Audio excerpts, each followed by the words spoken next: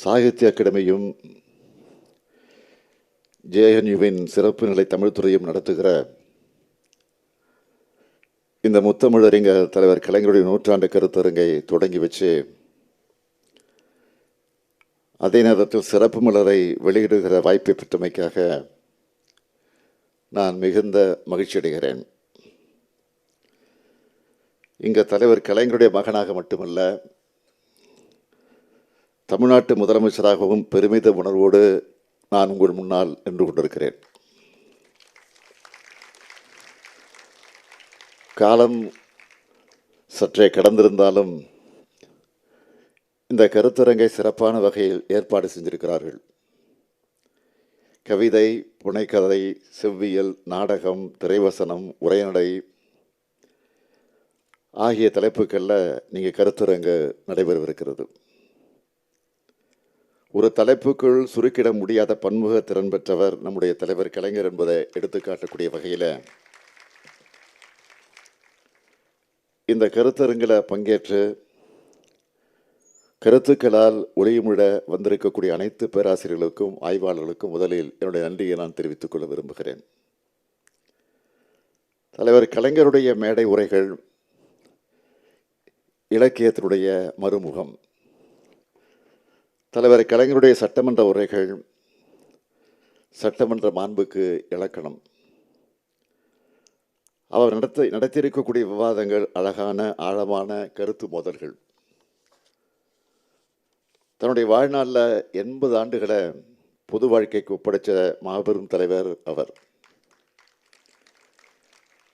அவர் நடத்தின போராட்டங்களும் பெற்ற வெற்றிகளும் இந்திய சமூகத்தை உணர நினைக்கிற எல்லாருக்குமான படிப்பினைகளாக அமைந்திருக்கிறது. தென்றலை தீண்டியதில்லை, ஆனால் தீயை தாண்டி இருக்கிறேன்னு அனுபவபூர்வமாக சொன்னார் நம்முடைய தலைவர் கலைஞர் அவர்கள்.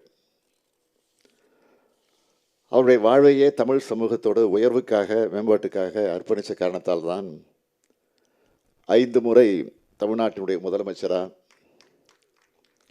50 ஆண்டுகள் தமிழர்களுக்கான இயக்கத்தினுடைய தலைவராக அவரால் இருக்க முடிந்திருக்கிறது. தொட்ட துறைகள் எல்லாத்திலையும் கோலோச்சன தலைவர் தான் நம்முடைய தலைவர் கலைஞர் அவர்கள். இலக்கியத்தை தான் இளைப்பாறும் நிழலா அவர் கருதினார். அதனால தான் எனது செங்கோலை யார் பறித்து விடலாம், ஆனால் எனது எழுதுகோலை யாராலும் பறிக்க முடியாதுன்னு சொன்னார் தலைவர் கலைஞர் அவர்கள். இலக்கியத்தின் வழி இந்தியர்கள் அனைவரையும் ஒன்றாக இணைக்கும் மகத்தான பணியினை சாகித்ய அகாடமி செய்து வருகிறது. ஒருவருடைய இலக்கிய தகுதி என்பதற்கு சாகித்ய அகாடமியினுடைய அளவுகோல் என்னும் அளவுக்கு புகழோடு செயல்பட்டு வருது. எழுத்தாளர்களையும் மொழிபெயர்ப்பாளர்களையும் ஊக்குவிக்கக்கூடிய சாகித்ய அகாடமியுடைய பணி மகத்தானது, போற்றுதலுக்குரியது. அவர்கள் கலைஞருடைய நூற்றாண்டு விழாவை ஜேஎன்யூவோடு இணைந்து இங்கு கொண்டாடுவது சிறப்புக்குரிய ஒன்றாக அமைந்திருக்கிறது. இந்தியாவில் எத்தனையோ பல்கலைக்கழகங்கள் இருந்தாலும் ஜேஎன்யூவுக்கு என்று தனி குணம் உண்டு. கருத்தாழமிக்க உரையாடல்களுக்கு இடமாக உள்ள ஜேஎன்யூவில் வெளிவர்ற ஆய்வுகள் உலக அளவில் பேசப்படுது. அதனால்தான் உலக அளவிலான பல்வேறு பல்கலைக்கழகங்கள் ஜேஎன்யூவோட இணைந்து பணியாற்ற விரும்புகின்றன. அதனால்தான் முத்தமிழறிஞர் தலைவர் கலைஞர் அவர்கள் ஜேஎன்யூவில் தமிழுக்கு ஒரு தனி இருக்கை இருக்குன்னு விரும்பி அதை செயல்படுத்தி காட்டினார். 15 ஆண்டுகள் கழித்து இன்னைக்கு அந்த இருக்கையை தனி துறையாக வளர்க்கிற வாய்ப்பு எனக்கு கிடைச்சிது. அந்த வகையில் தமிழ் இலக்கியவியல் என்ற தனித்துறையை உருவாக்க 5 கோடியே 30 லட்சம் ரூபாய் வழங்கணும்.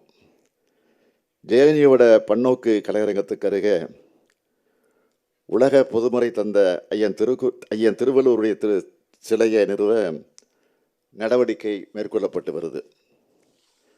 சாகித்ய அகாடமியும் ஜேஎன்யூவும் இணைந்து நடத்துகிற இந்த விழா மூலமாக தலைவர் கலைஞர் அவர்கள் இந்திய இலக்கிய முகமாக அங்கீகரிக்கப்படும் நாளாக இது அமைஞ்சிருக்கு.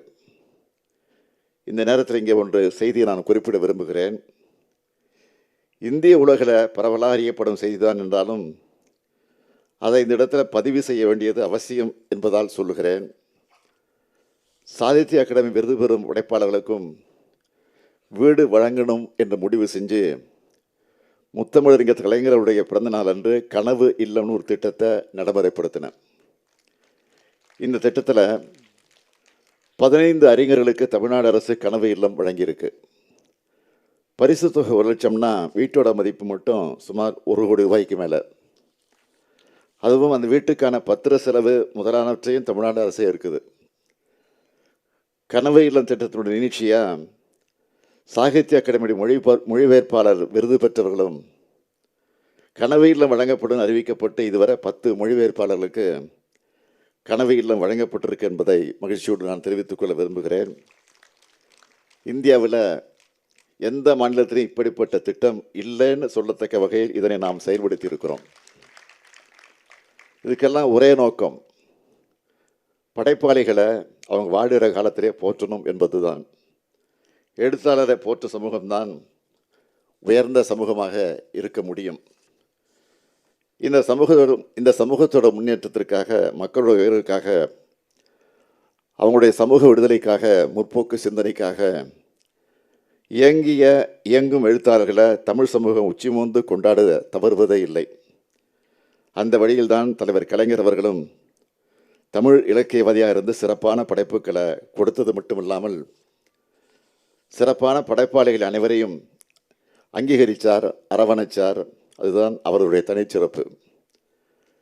இலக்கியவாதிகளுக்காக முத்தமிழறிஞர் கலைஞர் செஞ்ச ஏராளமான பணிகளில் பொன்னெழுத்துக்களால் பொறிக்கப்பட வேண்டிய ஒன்றுதான் தமிழ்நாட்டுடைய முதலமைச்சராக கலைஞர் பொறுப்பேற்ற காலங்களில் 108 தமிழறிஞர்களுடைய நூல்களை நாட்டுடைமையாக்கி அவங்களுடைய மரபுரிமையாளர்களுக்கு நூலுரிமை தொகையாக 7,76,00,000 ரூபாயை வழங்கியது.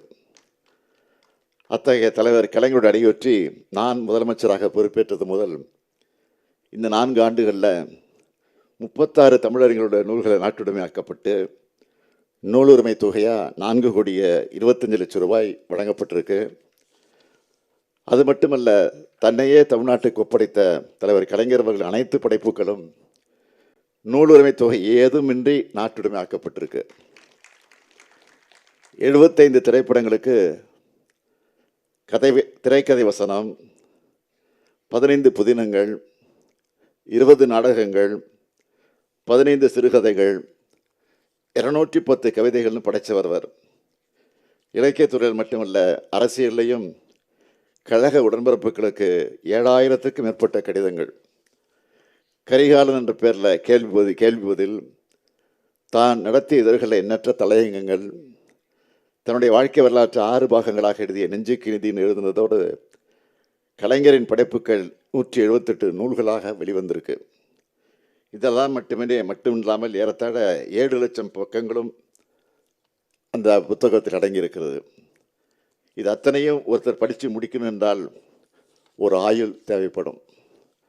கலிஃபோர்னியா பல்கலைக்கழக பேராசிரியர் ஜார்ஜ் ஆர்ச் அவர்கள் கலைஞர் போல அத்தனை படைப்புகள் எழுத வேறொருவர் முயன்றால் அதற்கு ஒரு பிறவி போதாதுன்னு சொன்னார். அத்தகைய அறிவு புதையல்தான் தலைவர் கலைஞர். கலைஞர் ஆட்சி என்பது தமிழாட்சி. அதனால்தான் தமிழுக்கு செம்மொழி தொகுதியை பெற்று தந்து செம்மொழி மாநாட்டையும் உலகம் பாராட்டக்கூடிய வகையில் நடத்தி காட்டினார். அவருடைய வழித்தடத்தில் நம்ம திராவிட மாடல் அரசும் மொழிக்காக வேறு எந்த மாநிலத்திலும் இல்லாத அளவுக்கு ஏராளமான திட்டங்களை உருவாக்கி செயல்படுத்தி தமிழாட்சியை நாம் நடத்தி வருகிறோம்.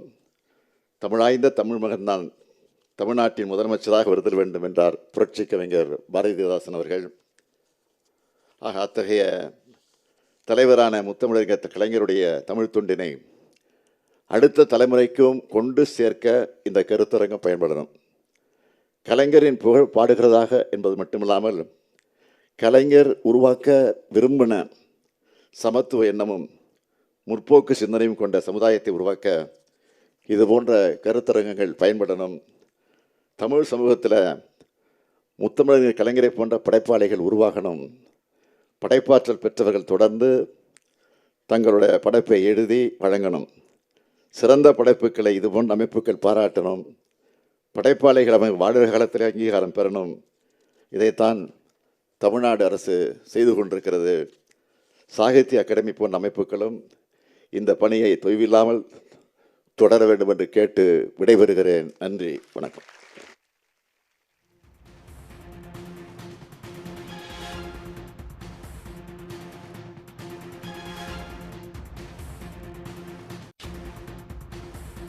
சென்னை கலைவாணர் அரங்கில் கலைஞர் நூற்றாண்டு கருத்தரங்கை தொடங்கி வைத்து முதலமைச்சர் மு.க.ஸ்டாலின் உரையாற்றிய அந்த நேரடி காட்சிகளை பார்த்தோம். கலைஞரின் பெருமைகளை பட்டியலிட்டு பேசினார். தனது வாழ்நாளில் 80 ஆண்டுகள் பொது வாழ்வுக்கு ஒப்படைத்த மாபெரும் தலைவர் கலைஞர் என்றும் புகழாரம் சூட்டினார். உடனுக்குடன் செய்திகளை தெரிந்து கொள்ள சன் நியூஸ் பெல் ஐகானை கிளிக் பண்ணுங்க.